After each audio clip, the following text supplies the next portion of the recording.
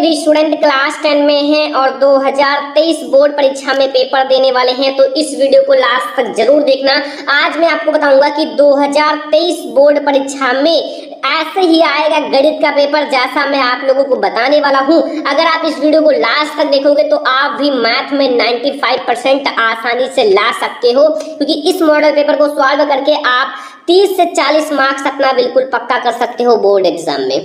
तो वीडियो को लास्ट तक देखना, वीडियो को लाइक भी कर देना, शेयर भी कर देना अपने फ्रेंड्स के साथ। चैनल पर नया है तो सब्सक्राइब भी कर लेना। तो ये है गणित का प्रतिदर्श प्रश्न पत्र, केवल प्रश्न पत्र है और मैं आप लोगों को इसमें सॉल्यूशन भी बताऊंगा, ठीक है, यानी कि हल भी इस मॉडल पेपर का कराऊंगा। और ये क्लास 10 के लिए है और इसका जो पूर्णांक होगा वो 70 नंबर का होगा, यानी कि ये आप लोगों का 70 नंबर का पेपर रहेगा और आपके पास 3 घंटे 15 मिनट का समय रहेगा। कितना? 3 घंटे 15 मिनट का। पर आपके निर्देश है प्रारंभ के जो 15 मिनट है साथियों को प्रश्न पत्र पढ़ने के लिए निर्धारित है। आप लोगों को प्रश्न पत्र को 15 मिनट ध्यान से पढ़ लेना है कि हमें कितना क्वेश्चन आता है, कितना क्वेश्चन नहीं आता है, ठीक है।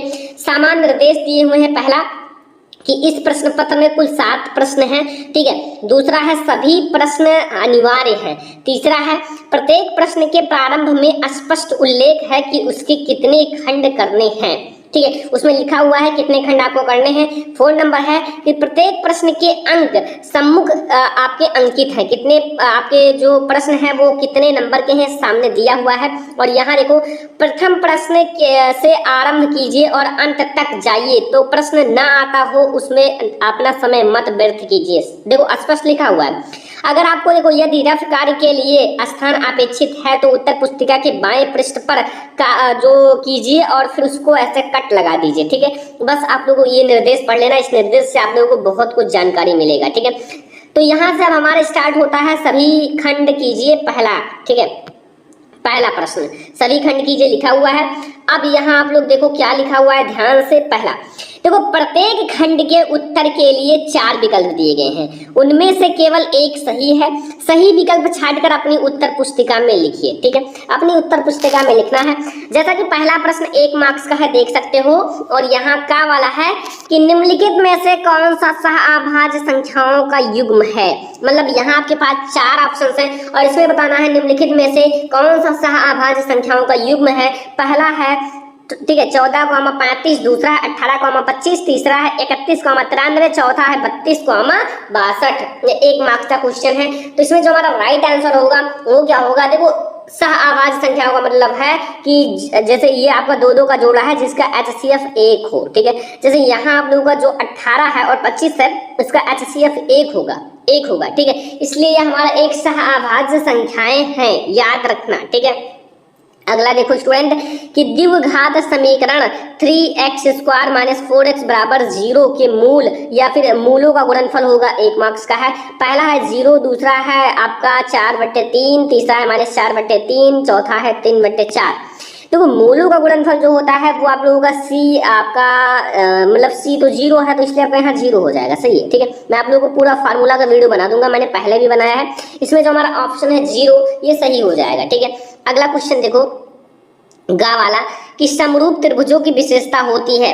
जो समरूप त्रिभुज होते हैं उनकी विशेषता क्या होती है? 1 मार्क्स का है। पहला उनकी संगत भुजाएं समानुपाती हों, दूसरा है संगत कोण बराबर हो, तीसरा है उपयुक्त में से दोनों, चौथा है इनमें से कोई नहीं। देखो जो समरूप होती हैं उनकी संगत भुजाएं समानुपाती भी होती हैं और संगत कोण बराबर भी होते हैं। तो इसमें आप तीसरा ऑप्शन लगाना उपयुक्त दोनों, मतलब दोनों हमारा सही हो जाएगा, 1 नंबर आपको तुरंत मिल जाएगा, ठीक है। अब देखो अगला हमारा देखो cos 60 डिग्री और cos 30 डिग्री और sin 60 डिग्री और sin 30 डिग्री माइनस करना है, ठीक है, का मान है 1 मार्क्स का। पहला ऑप्शन है 0, दूसरा है √3/2, तीसरा 1/2, चौथा 1।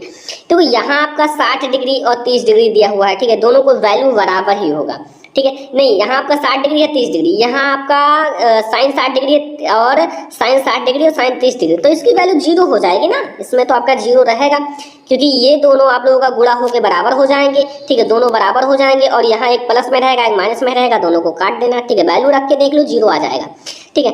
अंगा वाला है निम्नलिखित में से कौन सी केंद्रीय प्रवृत्ति की माप नहीं है? पहला है माध्य, दूसरा है बहुलक, तीसरा है माध्यिका, चौथा है मानक विचलन। तो इसका राइट आपका हो जाएगा मानक विचलन। क्या होगा? मानक विचलन, ठीक है। चा वाला क्वेश्चन देखो, लिखा हुआ है दो बिंदुओं के निर्देशांक -8, 0 तथा 0, -8 है। इन बिंदुओं से बने रेखाखंड के मध्य बिंदु का निर्देशांक ज्ञात कीजिए। आपका 1 मार्क्स का क्वेश्चन है। एंड इसके मध्य बिंदु का निर्देशांक क्या होगा? ऑप्शन है पहला -4, 0, दूसरा है 0, -4, तीसरा है -4, -4 और चौथा है 4, -4। देखो दोनों आप लोगों का यहाँ माइनस दिया हुआ है, दोनों माइनस दिया हुआ है, इसलिए आप लोगों का दोनों होगा -4, -4। मध्य बिंदु का निर्देशांक का फार्मूला लगाओ, वैल्यू रखो, पुट करो, आ जाएगा। ठीक है, अब आप लोग दूसरा देखिए, सभी खंड कीजिए, उसमें भी सभी खंड करना है और इसमें आपका 1-1 नंबर का क्वेश्चन है, लेकिन ऑब्जेक्टिव नहीं है। पहला का द्विघात समीकरण 2x² - 4x + 3 का विविक्तर ज्ञात कीजिए, फिर मूलों के प्रकृति ज्ञात कीजिए। 1 नंबर का क्वेश्चन है। ठीक है, बहुत आसान है, ज्ञात कर सकते हो। अगर आप लोग नहीं जानते हो तो कमेंट करना। खा वाला है यदि 15 cot a बराबर 8 हो तो sin a और sec a का मान ज्ञात कीजिए। 1 नंबर का ये भी क्वेश्चन है, 1 नंबर तुरंत मिल जाएगा। गा वाला है यदि दो समरूप त्रिभुजों का क्षेत्रफल क्रमशः 121 वर्ग सेंटीमीटर और तथा 289 वर्ग सेंटीमीटर तो संगत भुजाएं का अनुपात बताइए। 1 मार्क्स का ये भी क्वेश्चन है। घा वाला है यदि बेलन का बटन माध्य 16 और बहुलक 13 हो तो बटन की माध्यिका ज्ञात कीजिए। 1 मार्क्स का ये भी क्वेश्चन है। ठीक है, तो इतना आसान क्वेश्चन अगर आप नहीं जानते हो तो मैथ इतना अगर आप थोड़ा सा माइंड लगा के पढ़ोगे तभी समझ में आएगा। बहुत आसान क्वेश्चन है, 2-2, 3-3 लाइन का है। यहाँ सभी खंड कीजिए, 2-2 मार्क्स का आ गया। पहला देखो सिद्ध कीजिए √3 एक अपरिमेय संख्या। देखो √3, √5 एंड √7 एंड √2 ये कुछ भी पूछ सकता है, इसलिए ये सारा कंप्लीट रखना है। 2 नंबर या 4 नंबर में भी पूछ सकता है। अगला खा वाला a का मान ज्ञात कीजिए जिनके निकाय ax + 2y = 0 एंड फिर कॉमा है 8x + ay = 4। ये 2 मार्क्स का है कि अपरिमित रूप से अनेक हल होंगे, आपको बताना है। अब ये देखो थोड़ा सा त्रिभुज वाला आ गया, गा वाला। दिए गए चित्र में PS जो हमारा ये PS है, ठीक है, एंड आपका SQ ये SQ है, एंड PT है, एंड TR है। ठीक है, तथा आपका जो कोण है PST बराबर है कोण PSQ है, तो सिद्ध कीजिए त्रिभुज PQ जो P है, Q है एंड R है। ठीक है, ये क्या है? समबाहु त्रिभुज है। तो बहुत आसान है, सिद्ध कर लेना। 2 मार्क्स अगर नहीं आता तो मैं इन सबको सॉल्व भी कराऊंगा। ठीक है, घा वाला है एक 40 सेंटीमीटर ऊंचे आपका शंकु के छिन्नक के वृत्ताकार सिरों की त्रिज्याएं 38 सेंटीमीटर और 8 सेंटीमीटर है। शंकु के छिन्नक की तिरछी ऊंचाई ज्ञात कीजिए। 2 मार्क्स का है, तिरछी ऊंचाई ज्ञात करना, जो तिरछी ऊंचाई होती है। ठीक है, अगला देखो आपका यहाँ सभी खंड कीजिए। अभी भी आपका 2-2 मार्क्स का क्वेश्चन है, सभी खंड कीजिए। अब यहाँ देखो क्या लिखा हुआ है, देखो एक जरूर आएगा आपका HCF निकालने के लिए। जैसे यहाँ आया है यूक्लिड विभाजन एल्गोरिथम का प्रयोग करके 272 और 1032 का HCF ज्ञात कीजिए। 2 मार्क्स का है, ये एग्जाम्पल दिया है। ठीक है, एग्जाम्पल, तो थोड़ा सा एग्जाम्पल भी पर ध्यान रखना। खा वाला है एक त्रिभुज ABCD की भुजा जो VC पर एक बिंदु D इस प्रकार है कि यहाँ कोण ADC बराबर है कोण BAC। सिद्ध कीजिए कि आप लोगों का CA² बराबर CB × CD। ठीक है, ये 2 मार्क्स का क्वेश्चन है। अगला देखो गा वाला 5 सेंटीमीटर लंबी रेखाखंड कीजिए, इसे 2:3 यानी कि 2:3 अनुपात में विभाजित कीजिए और दोनों भागों की माप भी कीजिए। 2 मार्क्स का है। एंड घा वाला है यदि cot थीटा बराबर है 7/8 तो इसको आप लोग यहाँ देखो 1 + sin थीटा फिर एक ब्रैकेट में 1 - sin थीटा बटे 1 + cos थीटा फिर एक ब्रैकेट में 1 - cos थीटा का मान निकालिए। 2 मार्क्स का ये भी क्वेश्चन है। ठीक है, अब 4 मार्क्स वाले क्वेश्चन आ गए। देखो सारा क्वेश्चन सॉल्व करने की कोशिश करना। अगर 1, 2, 5, 2, 4 क्वेश्चन नहीं लगता तो बता देना, मैं आप लोगों को उसको सॉल्व करा दूंगा। ठीक है, और अगर आप लोग पूरा मॉडल पेपर का सॉल्यूशन चाहते हो तो भी कमेंट कर देना। देखो सभी खंड कीजिए 4 मार्क्स के का 2 क्रमागत धनात्मक पूर्णांक ज्ञात कीजिए जिनके वर्गों का योग जो है 365 हो। 4 मार्क्स का है। ठीक है, अब यहाँ देखो खा वाला बिंदु -4, 6 बिंदुओं A -6, 10 और V 3, -8 को जोड़ने वाले रेखाखंड किस अनुपात में विभाजित करता है। ये भी 4 मार्क्स का क्वेश्चन है, जरूर सॉल्व कर लेना एक क्वेश्चन को। अगला देखो गा वाला त्रिज्या 4.2 सेंटीमीटर वाले धातु के एक गोले को पिघलाकर त्रिज्या 6 सेंटीमीटर वाले एक बेलन के रूप में ढाला जाता है। तो आपको क्या ज्ञात करना है, बेलन की ऊंचाई ज्ञात कीजिए। बेलन की ऊंचाई अगर आप ज्ञात करोगे 4 मार्क्स मिल जाएगा। ठीक है, समझ में आ रहा ना सारा क्वेश्चन, ये सारा देख लो। ये आपके लिए पेपर बहुत ज्यादा इंपॉर्टेंट है जो आपको बता रहा हूँ। ठीक है, इसको आप सॉल्व करना जरूर, क्योंकि यहाँ से बहुत सारे नंबर आपके बोर्ड एग्जाम में आएंगे। घ वाला है, निम्नलिखित सारणी में 35 नगरों की साक्षरता दर प्रतिशत में दर्शाती है। माध्य साक्षरता पर ज्ञात कीजिए। 4 मार्क्स का है, यहाँ एक कॉलम बना हुआ है, देख लो ये। इसको मैं थोड़ा सा समझाता हूँ। साक्षरता दर प्रतिशत में आपका है 45 एंड 55, 55 एंड 65, आपका 65 डैश 75, 75 डैश 85, 85 डैश 95, 10 का अंतर है। ठीक है, 10 का। और यहाँ नगरों की संख्या 3 है, 10 है, 11 है, 8 है एंड 3 है। ठीक है, बस तो ये आप लोग कर लेना। ठीक है, अगर नहीं जानते हो तो कमेंट कर देना। हमारा अगला क्वेश्चन आता है यहाँ 6 वाला। यहाँ आप लोगों का ये भी 4 मार्क्स का है कि सभी खंड कीजिए। यहाँ का है लिखा हुआ है, 2 संख्याओं के वर्गों का अंतर 180 है। छोटी संख्या का वर्ग बड़ी संख्या से 8 गुना है, तो दोनों संख्याएं ज्ञात कीजिए। 4 मार्क्स का है। 2 चर वाले रैखिक समीकरण युग्म से।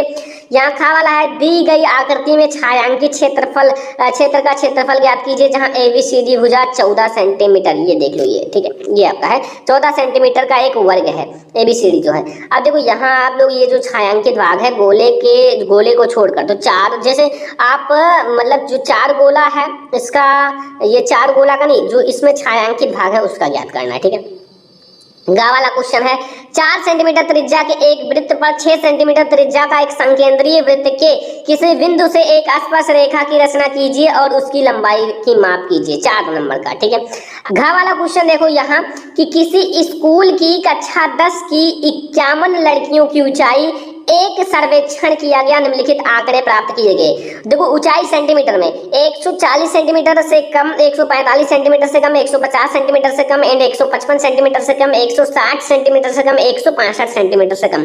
5 का अंतर है। ठीक है, और लड़कियों की संख्या 4 है, 11 है, 29 है, 40 है, 46 है, 51 है। ठीक है, तो अब आप लोग यहाँ माध्यक ऊंचाई ज्ञात कीजिए। माध्यक ऊंचाई ज्ञात कीजिए। ठीक है, अब यहाँ देखो 6 मार्क्स वाले क्वेश्चन आ गए बच्चा पार्टी। 6 नंबर के का वाला है, निम्नलिखित समीकरणों के युग्म को आपको रैखिक समीकरण के युग्म में बदलकर हल कीजिए। सबसे पहले इसको आपको सिंपल में बदलना है, नहीं कि रैखिक समीकरण के युग्म में बदलना है। 6 नंबर का है, तब आप इसको हल करना।